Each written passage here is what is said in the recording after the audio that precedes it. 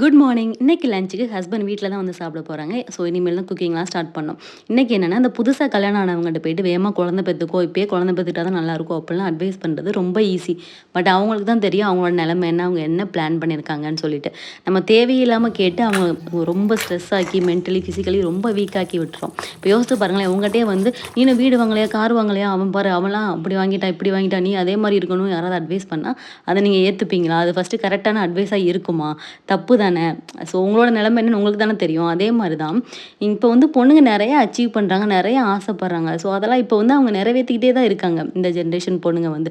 அதுக்காக குழந்தையே வேணாம் நீங்கள் யாரும் நினைக்கிறது கிடையாது. பட் எப்போ வேணும் எப்போ வேணாம் அப்படிங்கிறத முடிவு பண்ணுற உரிமை கண்டிப்பாக அவங்க கையில் மட்டும்தான் இருக்குது. ஸோ இதுக்குள்ளே வந்து நம்ம யாருமே புகுந்து அவங்கள கஷ்டப்படுத்துகிற உரிமை நமக்கு கிடையாது இல்லையா? ஸோ யாரையும் கஷ்டப்படுத்தாதீங்க. அவங்க வாழட்டுமே, அவங்க லைஃப் அவங்க ஹாப்பியாக வாழட்டுமே, இதில் என்ன தப்பு இருக்குது? ஸோ அவங்களுக்கு எல்லாமே நல்லதாகவே நடக்கும்னு நினைப்போமே, ஏன் கெட்டதாக நடந்துரும்னே நினச்சிட்டு இருக்கணும். அண்ட் பசங்கிட்ட ஏன் இந்த கொஸ்டினை யாருமே கேட்கவே மாட்டீங்க.